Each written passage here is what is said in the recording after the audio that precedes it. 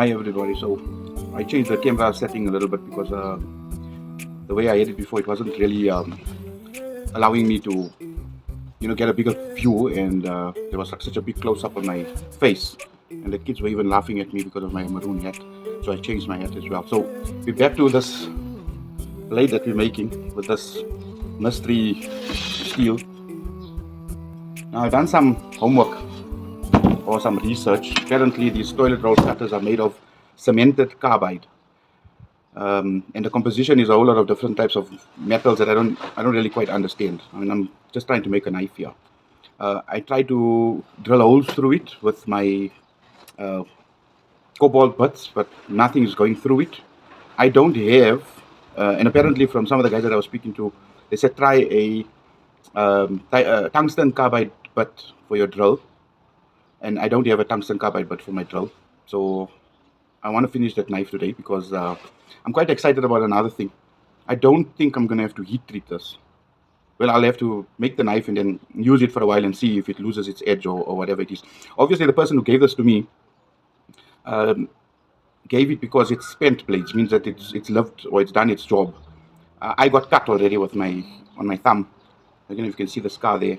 It cut right through my rubber glove when I was busy working, with the blade, just handling the blade. So I'm very frightened of those blades because to me they're extremely sharp. That's why I just keep the masking tape on them all the time.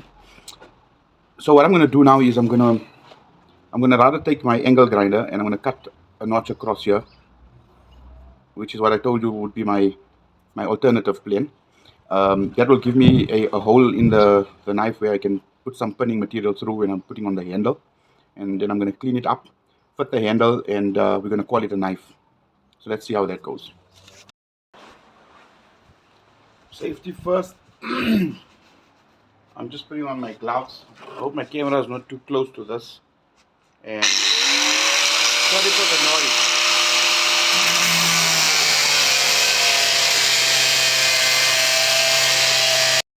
noise. Okay, and basically that's how you make a notch in this material. I cut it from the one side and then I cut it from the other side.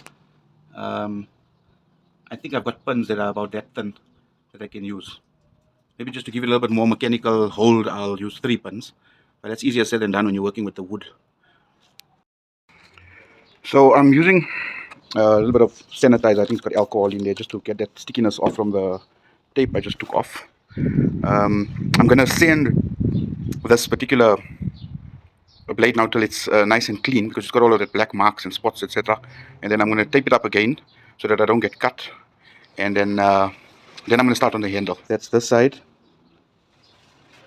That's with a 600 grit and then a 1200 grit. And then now I'm going to do this side. So the more I sit and look at this blade and contemplate as I sand, and I think most knife makers that do hand sanding, will understand exactly what that contemplation means, because you sit here and you sand and sand and sand and sand at that notch, and I'm thinking, maybe, I don't know, but just maybe, instead of putting pins, what about making like a plate that can fit through there and be exposed on the handle? So when you look at the handle, you'll actually see that sort of steel line through, like how you would normally see dots on a pin. You'll see the steel line going through there. So the reason why I'm so frightened of this blade is I haven't put a bevel on. That's the bevel that it came with. That's the stuff that's hiding there. This side seems to be having a wider bevel than that side. I haven't put an edge on this. But watch this. Look at that. It's scary. I got a piece of wood. It's Maranti.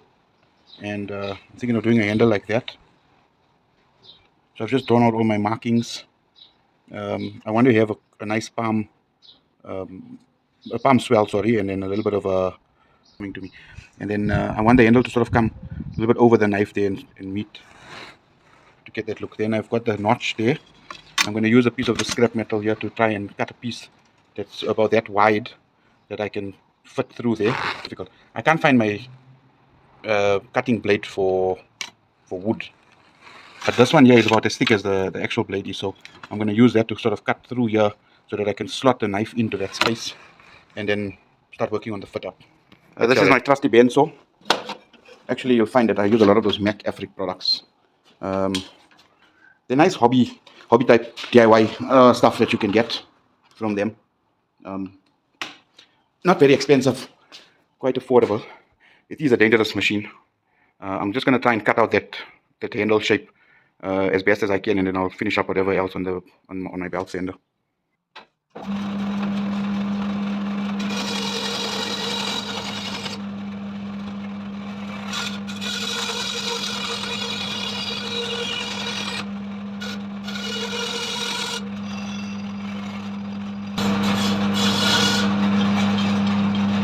I cut these notches in there like that, so it's easier to sort of go around.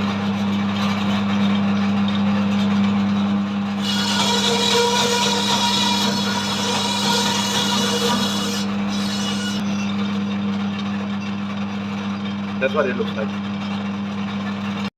So now that I've cut out the handle, I'm thinking that I'm going to try to drill through this area where I want to put um, that sort of notch for the plate that I'm going to fit, which is going to give us that mechanical fastening.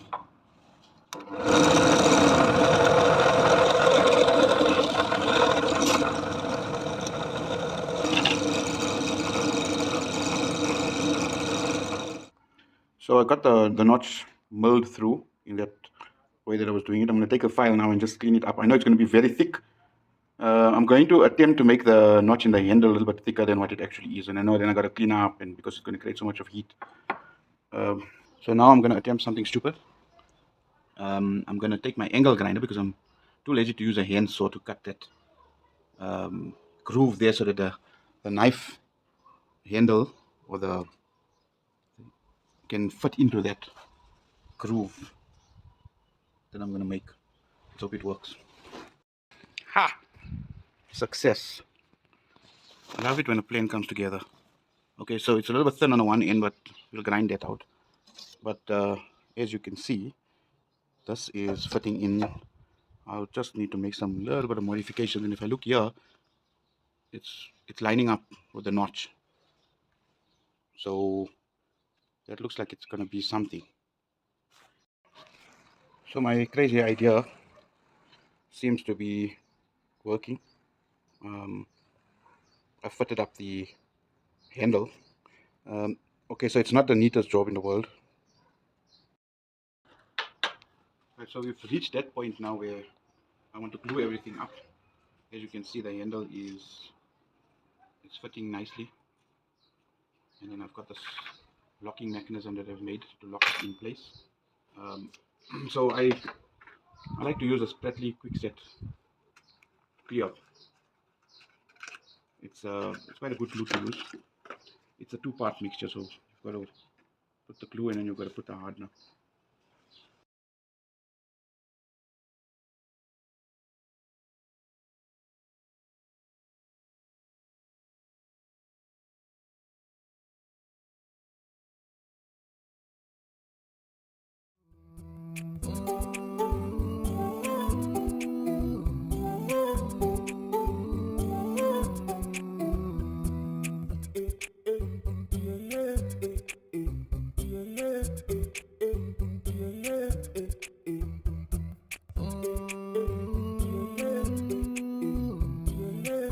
So that there's enough glue everywhere. And now for the assembly. So basically I'm going to just slot that in there like that. And it's a bit tricky now to put the locking mechanism in because it needs to fit correctly.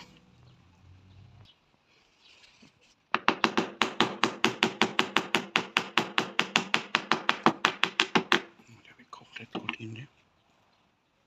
Okay. If the glue doesn't harden properly and when you're grinding it, it's going to heat up and then it's going to get soft and then it's going to sort of weaken the structure of this thing. You know, like see what's happening when I'm squeezing it. Just want to squeeze it lightly so that it catches nicely there. All that glue is sort of coming out from there.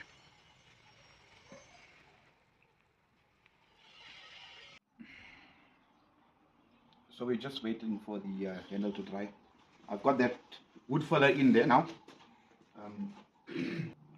Now I want to do the other side. We neaten it up there on the. It's a drill press, but I'm using it like a milling machine. Maybe I need to buy a milling machine. So I'm using this head here, and basically just like milling it as much as I could.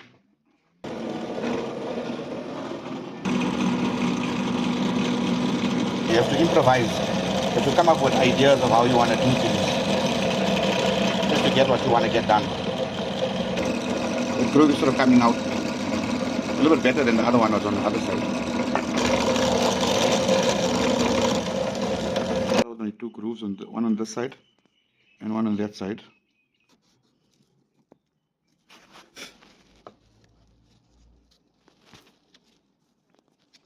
There's a little bit of a notch there that came from that tool. I know it's going to look ugly when I'm done with it, but yeah, that's how knife making goes, I suppose. You've got to do the right thing. You've got to put the right things. I'm sure someone will appreciate the knife. And if nobody appreciates the knife, then I'll give it to my wife to use in the kitchen. She appreciates. Basically, how the cube bond works is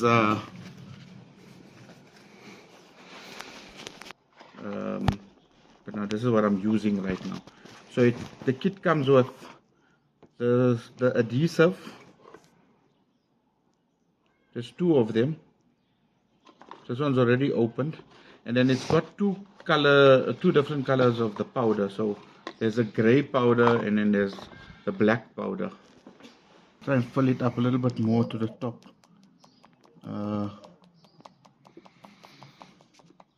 That's a hole filled up. Oh, I'm gonna put some of the bonding liquid and it hardens in 10 seconds, so you can do the count.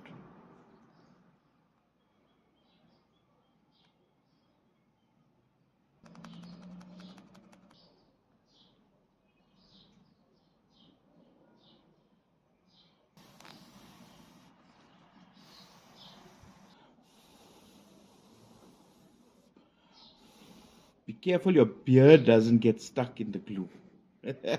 That's not gonna be lekker. Okay, so I've basically sanded it down with 180 grit.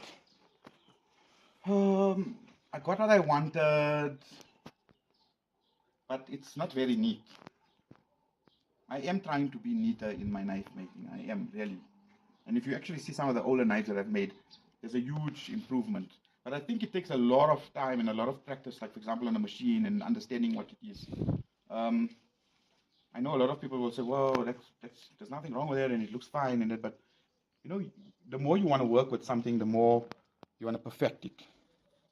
There's still a lot of work to clean this handle up. All these rough edges and stuff like that have to come off. Yeah, but I want to just take some sandpaper. I've got a 600 grit here. And I'm just going to sit for a while and do some sanding just to see where it goes.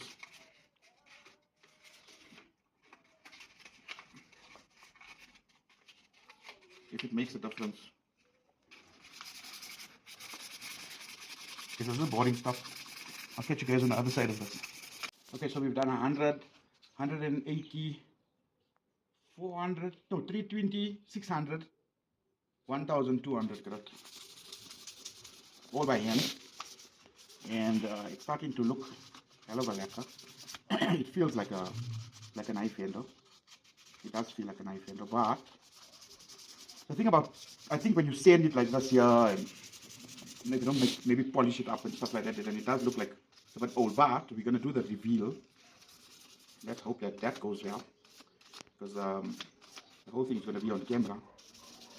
And I think I'm ready now. I'll just wipe this up.